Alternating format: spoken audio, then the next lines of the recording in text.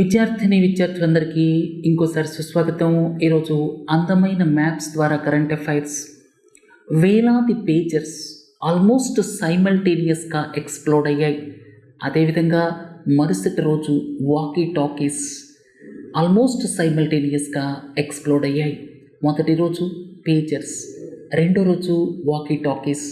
అసలు ఈ పేజర్స్ ఏమిటి, వాకీ టాకీస్ ఏమిటి? వాకీ టాకీస్ అనగానే ఇండియన్ రైల్వేస్లో విరివిగా వాడతారు. అంటే గార్డ్ నుంచి డ్రైవర్కి కమ్యూనికేషన్ ఎలా ఎస్టాబ్లిష్ అవుతుంది? వాకీ టాకీస్ ద్వారా ఎస్టాబ్లిష్ అవుతుంది.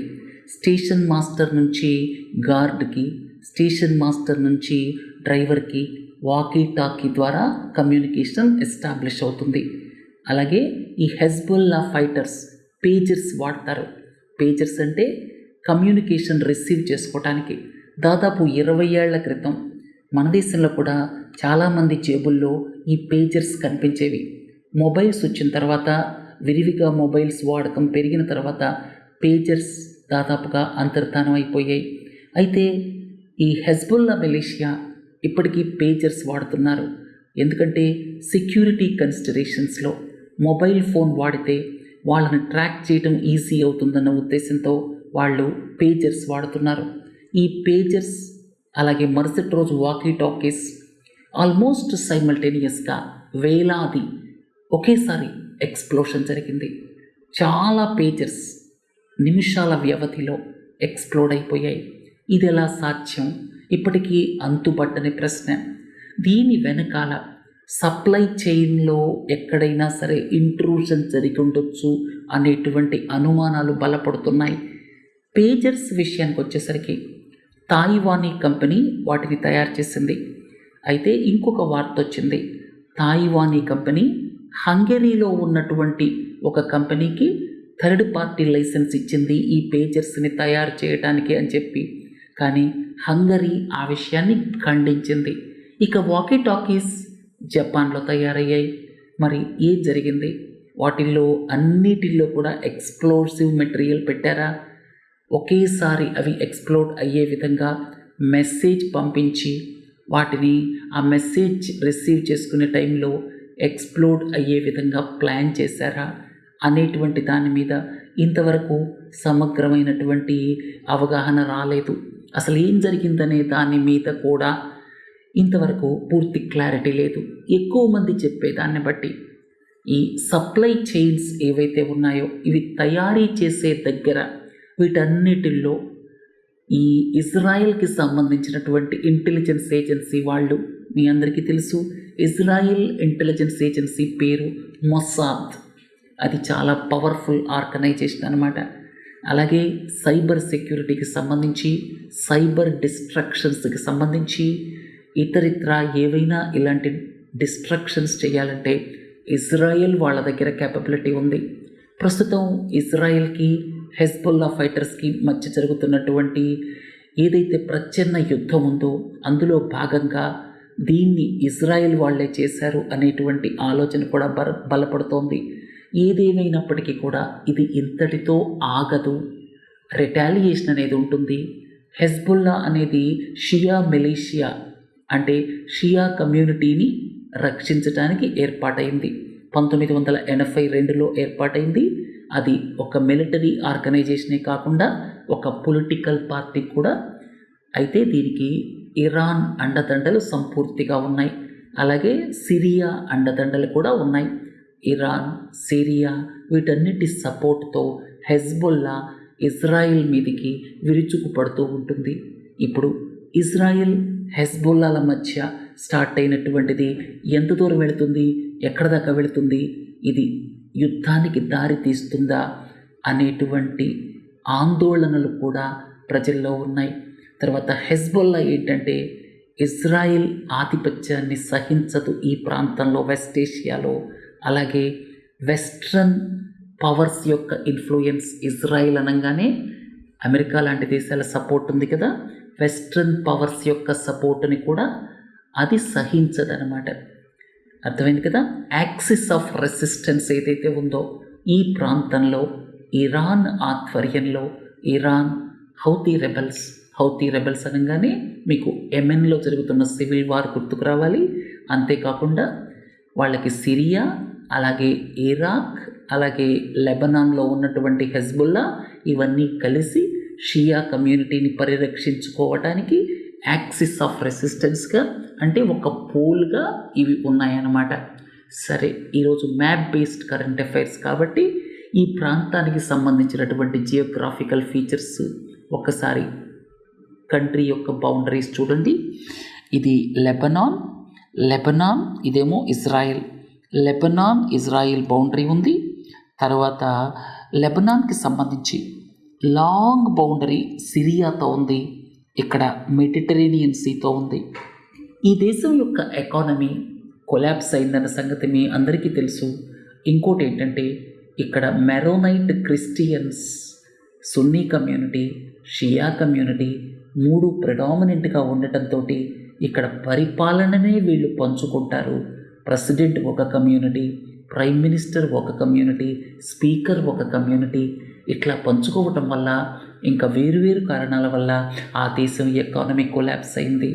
గుర్తుపెట్టుకోండి, 1970లలో లెబనాన్లో సివిల్ వార్ ఉన్న టైంలో లెబనాన్లో కొంత భాగాన్ని ఇజ్రాయెల్, అలాగే కొంత భాగాన్ని పక్కనే ఉన్నటువంటి సిరియా ఆక్రమించుకున్నాయి. సరే, హెజ్బుల్లా 1982లో ఏర్పాటైంది. తర్వాత ఇది గాజా స్ట్రిప్, ఇదేమో పాలస్తీన్.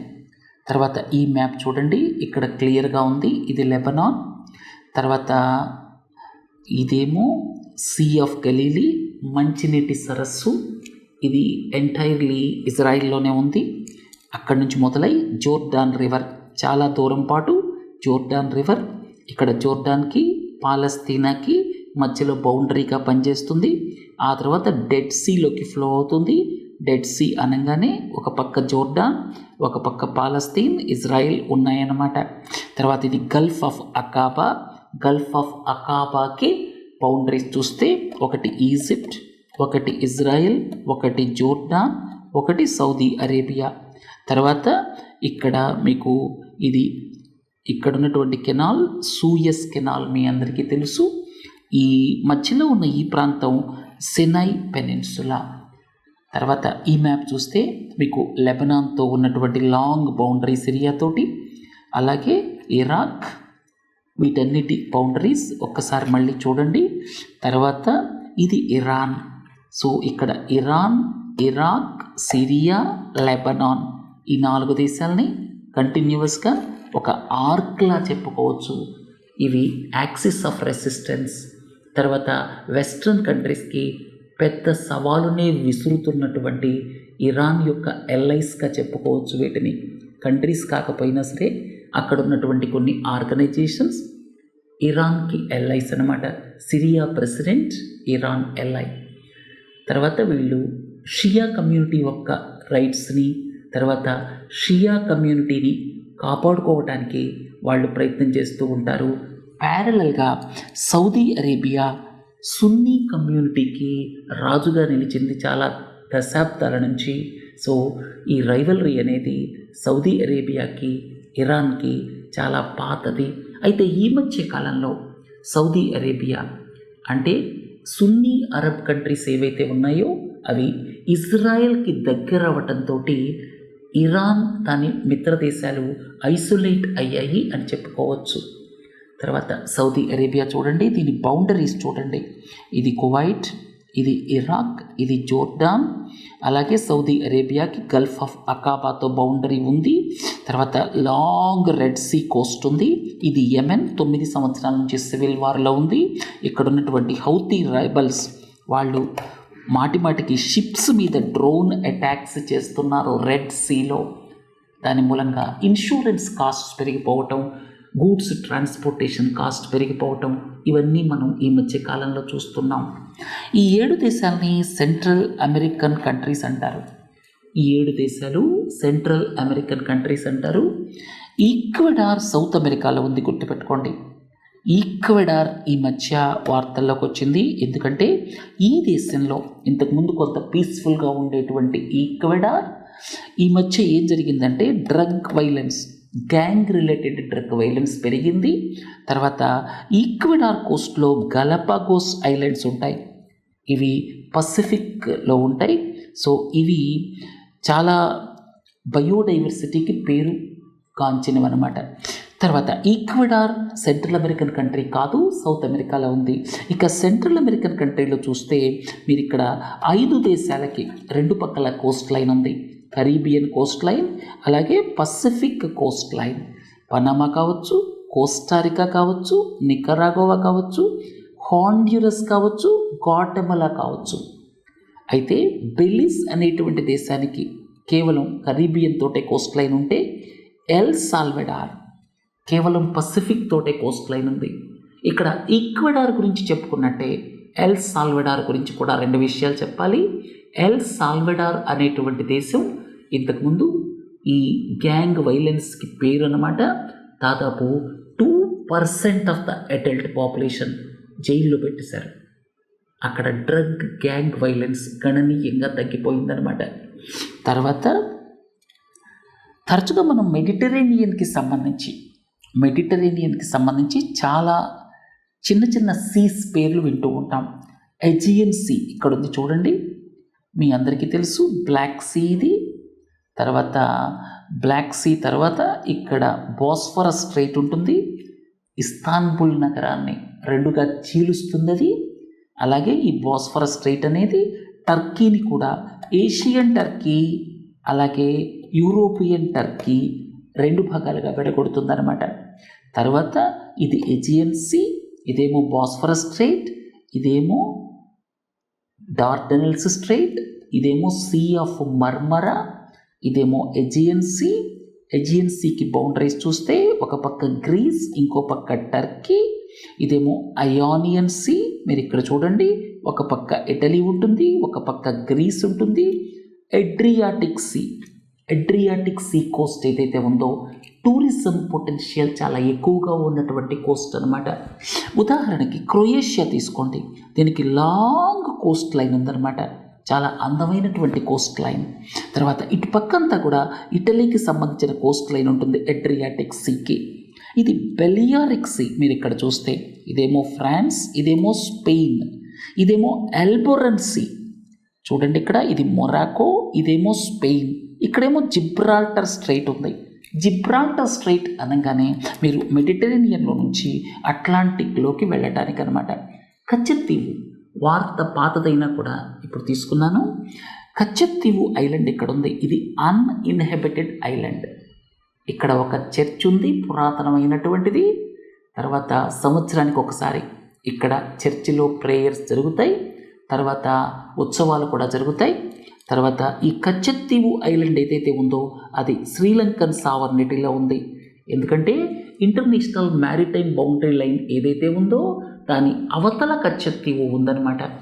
1974, 1976లో సెటిల్ అయినటువంటి భారత్ శ్రీలంక ఒప్పందాల ప్రకారం కచ్చతీవు ఐలాండ్ని శ్రీలంకకి ఇవ్వటం జరిగింది. దీని మీద ఈ మధ్య చాలాసార్లు కామెంట్ రావటం, ప్రస్తుత ప్రభుత్వం కామెంట్ చేయటం మనం చూస్తూనే ఉన్నాం. తర్వాత అమెజాన్ కోఆపరేషన్ ట్రీటీ ఆర్గనైజేషన్ చూడండి. అమెజాన్ అనగానే మీకు ఇక్కడ సౌత్ అమెరికాలో ఉన్నటువంటి ఈ దేశాలు గుర్తుకు రావాలి. అయితే అమెజాన్లో ఉన్నటువంటి రెయిన్ ఫారెస్ట్లో 60% బ్రెజిల్లోనే ఉంది. 60% బ్రెజిల్లోనే ఉంది. తర్వాత ఈ దేశాలన్నీ కూడా అమెజాన్ కోఆపరేషన్ ట్రీటీ ఆర్గనైజేషన్లో భాగస్వాములు అనమాట. తర్వాత తరచుగా మనకి ఈ RCEP countries, east Asia summit countries, Asian countries ఇవి వింటూ ఉంటాం. ఏషియన్ కంట్రీస్ అంటే 10 దేశాలు. సౌత్ ఈస్ట్ ఏషియాలో ఉన్నటువంటి 10 కంట్రీస్ ఏషియాన్లో భాగస్వాములు అనమాట. తర్వాత ఇంకొక ముఖ్యమైన విషయం ఏంటంటే ఏషియాన్లో ఉన్నటువంటి 2 దేశాలు మయన్మార్, థాయిలాండ్, ఈ 2 బిమ్స్టెక్లో భాగస్వాములు. బిమ్స్టెక్ అనేది సెక్రటేరియట్ ఢాకాలో ఉంది, 1990లలో ఏర్పాటైంది. దాని యొక్క యాక్టివిటీస్ కూడా అంతగా జరగటం లేదు. తర్వాత ఈ Myanmar, Thailand, south east Asian countries బిమ్స్టెక్లో భాగస్వాములు. ఇక ఏషియన్ కంట్రీస్లో 4 వెనుకబడి ఉన్నటువంటి దేశాలన్నమాట. వాటిని CLMV కంట్రీస్ అంటారు. Under developed countries in ASEAN అవి CLMV కంబోడియా, లావోపిడియార్, మయన్మార్, వియత్నాం CLMVలోనే ఉంది. సో ఈ ఏషియాన్ 10 దేశాలకి మీరు 5 దేశాలను జోడిస్తే అది RCEP కంట్రీస్ అవుతాయి. ఏషియాన్ 10 దేశాలకి మీరు ఈ 5 దేశాలను జోడించాలి. గుర్తుపెట్టుకోవడం ఈజీ. ఇండియా లేదు, RCEPలో జాయిన్ అవ్వలేదు. చైనా RCEPని లీడ్ చేస్తోంది కాబట్టి చైనాని యాడ్ చేయండి. జపాన్, సౌత్ కొరియా, అలాగే ఆస్ట్రేలియా, న్యూజిలాండ్ గుర్తుపెట్టుకోవడం చాలా తేలిక, పక్కనే ఉన్నాయి కాబట్టి. అలాగే జపాన్, సౌత్ కొరియా ఇవి కూడా పక్కనే ఉన్నాయి కాబట్టి గుర్తుపెట్టుకోవడం చాలా తేలిక. అలాగే చైనా ఈ RCEP గ్రూప్ని అది లీడ్ చేస్తోందన్నమాట. So RCEP countries 15. ఇక ఈ RCEP కంట్రీస్కి ఇంకొక 3 దేశాలు యాడ్ చేస్తే ఈస్ట్ ఏషియా సమ్మిట్ కంట్రీస్ వస్తాయి. చూడండి, USA అనగానే పక్కన రష్యాని గుర్తుపెట్టుకోండి. ఎందుకంటే USA, USSR రెండు కూడా కోల్డ్ వార్లో 30-40 సంవత్సరాల పాటు ప్రపంచాన్ని ఇబ్బంది పెట్టినటువంటి దేశాలు అనమాట. తర్వాత ఇండియా, అర్థమైంది కదా, కలిపితే 18 ఈస్ట్ ఏషియా సమ్మిట్ కంట్రీస్ వస్తాయి. తర్వాత Nord stream 1 pipeline, Nord stream 2 pipeline ఈ రెండు ఉన్నాయి. నార్డ్ స్ట్రీమ్ 2 పైప్లైన్ కన్స్ట్రక్ట్ అయింది కానీ ఆపరేషనలైజేషన్ అవ్వలేదు. అయితే ఆ మధ్యకాలంలో రష్యా ఉక్రెయిన్ కాన్ఫ్లిక్ట్ స్టార్ట్ అయిన తర్వాత నార్డ్ స్ట్రీమ్ పైప్లైన్ కూడా ఒక బ్లాస్ట్కి గురైందో ఏమో తెలియదు కానీ డ్యామేజ్ అయింది. సో నార్డ్ స్ట్రీమ్ పైప్లైన్ అంటే చూడండి, పైప్ లైన్ ద్వారా న్యాచురల్ గ్యాస్ని తీసుకెళ్ళడానికి రష్యాలో ఉన్నటువంటి ఉస్ట్లుగా నుంచి జర్మనీకి కనెక్ట్ అవుతుంది. ఇది ఇక్కడ ఉన్నటువంటి ఈ బాల్టిక్ సీ కింద వేసిందనమాట. సో అవి నార్డ్ స్ట్రీమ్ పైప్లైన్స్. ప్రముఖంగా రష్యా నుంచి జర్మనీకి, ఆ తర్వాత అక్కడి నుంచి మిగతా దేశాలకి న్యాచురల్ గ్యాస్ తీసుకెళ్ళడానికి ఉద్దేశించినటువంటి పైప్లైన్సే నార్డ్ స్ట్రీమ్ పైప్లైన్స్. ఈరోజు మ్యాప్ బేస్డ్ కరెంట్ అఫైర్స్ ఇంతటితో ముగిద్దాం. సోమవారం నాడు సైన్స్ అండ్ టెక్నాలజీతో కలుద్దాం. నమస్తే.